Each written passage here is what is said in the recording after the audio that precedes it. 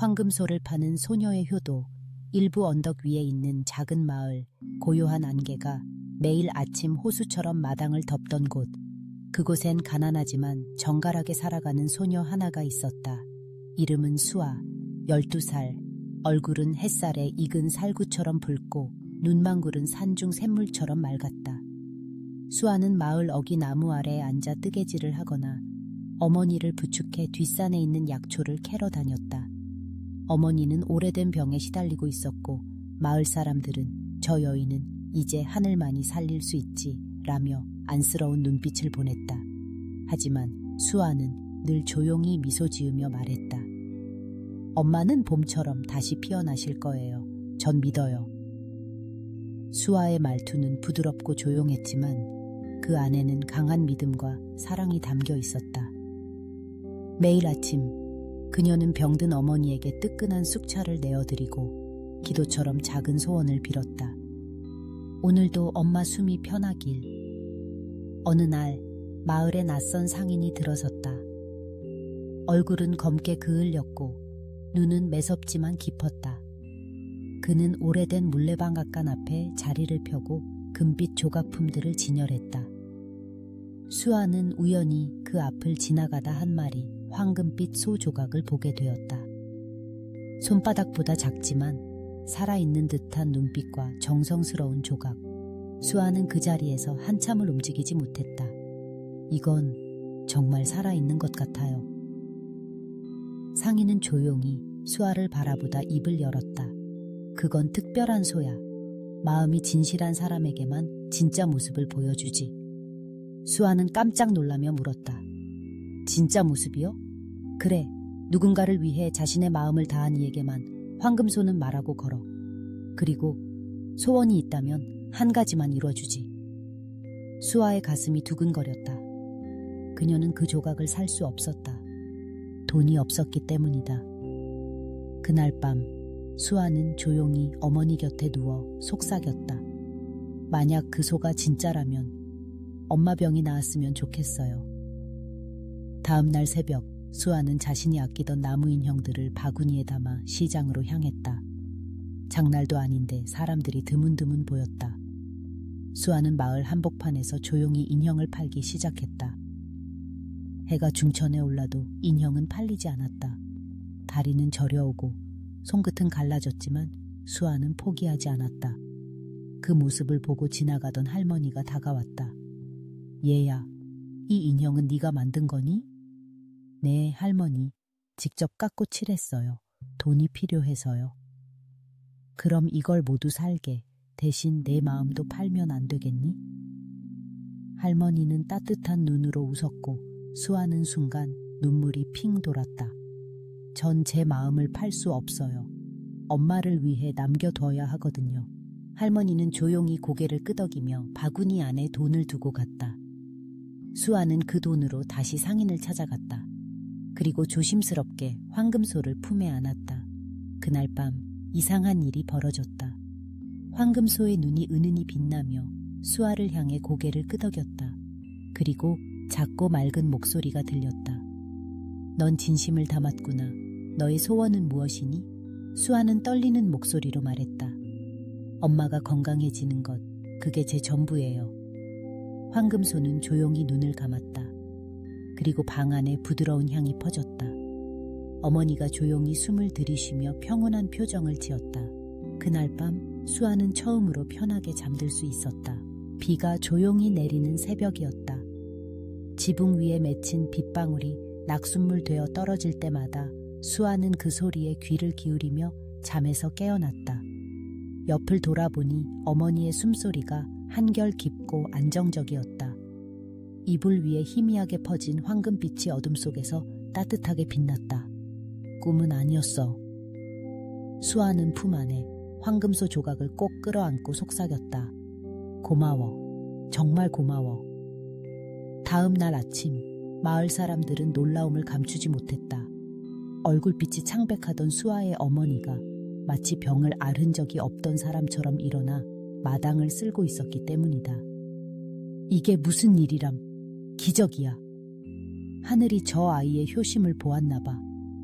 하지만 수아는 조용히 고개를 숙였다. 황금소에 대해 말하지 않았다.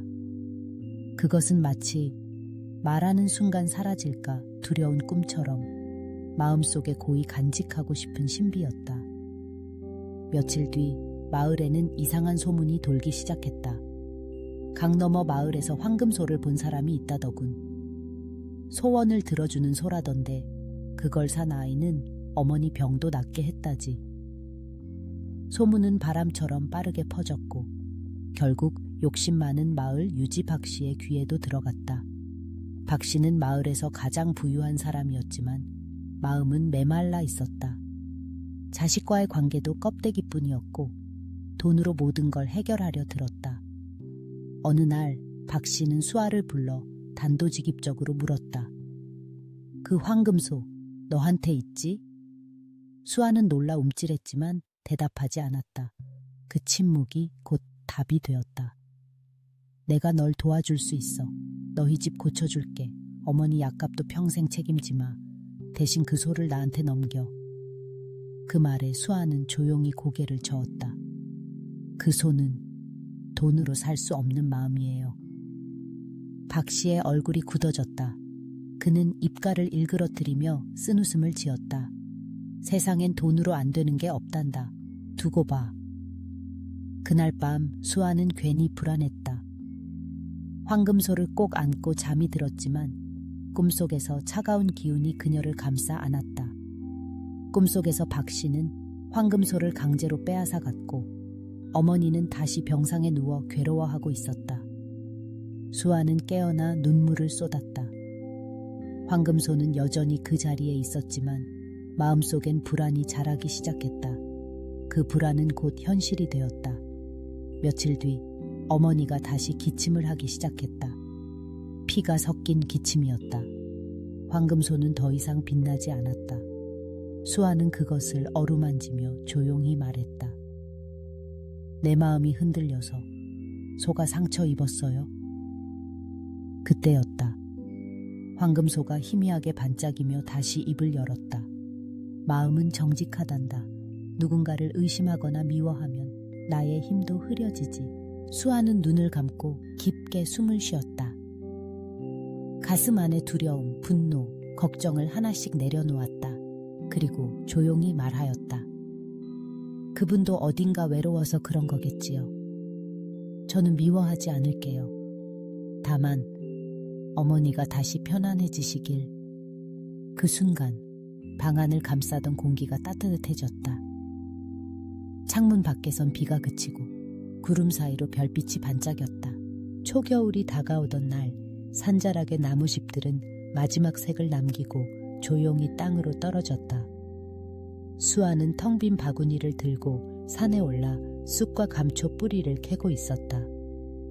어머니는 다시 누워 계셨고 황금소는 말이 없었다. 마치 숨을 죽인 듯 조각상처럼 고요했다. 산바람은 차가웠지만 수아는 어릴 적 들었던 할머니의 이야기를 떠올리며 걷는다. 착한 마음이 흔들릴 때 하늘은 그것을 시험이라 부르지. 그런데 끝까지 그 마음을 지키는 자만이 참된 복을 얻는단다. 그때였다. 숲을 너머에서 작은 울음소리가 들렸다. 수아는 조심스럽게 다가갔고 거기엔 다친 여우 한 마리가 쓰러져 있었다. 다리는 부러졌고 털은 젖어 있었다. 수아는 망설이지 않고 외투를 벗어 여우를 감쌌다. 괜찮아. 무서워하지 마. 수아는 여우를 안고 조심스럽게 집으로 내려왔다. 어머니는 그 모습을 보고 놀랐지만 아무 말 없이 다묘를 건넸다. 그날 밤 수아는 황금소 옆에 여우를 눕히고 촛불을 켠 채 기도하듯 속삭였다. 내가 줄 수 있는 건 작지만 살아있어줘. 이틀이 지나자 여우는 천천히 눈을 떴다.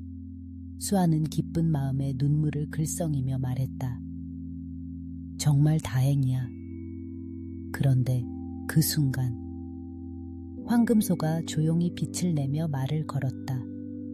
너는 마음의 무게를 덜었구나. 네? 진정한 효도란 가족을 넘어서 세상을 향한 연민을 품을 때 완성되는 것이란다. 수아는 놀라 눈을 크게 떴다. 그럼 여우를 도운 것도 엄마를 위한 길인가요? 황금소는 고개를 끄덕였다. 사랑은 흘러야 하거든. 너의 따뜻한 마음이 돌고 돌아 어머니에게도 다시 닿을 거야. 그 말이 끝나자 여우가 조용히 일어났다. 그리고 믿을 수 없는 일이 벌어졌다. 여우의 눈이 사람처럼 깊어졌고 수아를 향해 고개를 숙였다. 나는 원래 여우가 아니야. 오래전 사람들의 이기심으로 인해 저주받은 영혼이지. 내 덕에 다시 인간의 기억을 되찾았어. 그 말과 함께 여우는 눈부신 빛 속으로 사라졌다. 남은 것은 작은 붉은 깃털 하나. 그날 밤 수아는 어머니의 손을 잡고 조용히 말했다. 엄마, 오늘 어떤 꿈을 꾸셨어요? 어머니는 희미하게 웃으며 대답했다. 붉은 옷을 입은 소녀가 나를 따뜻하게 안아주었단다. 아마 너였겠지. 겨울의 문턱, 마을에는 하얀 서리가 내려앉고 있었다. 새벽이면 마당의 항아리에 얇은 얼음막이 생기고 새들은 더 이상 지저귀지 않았다.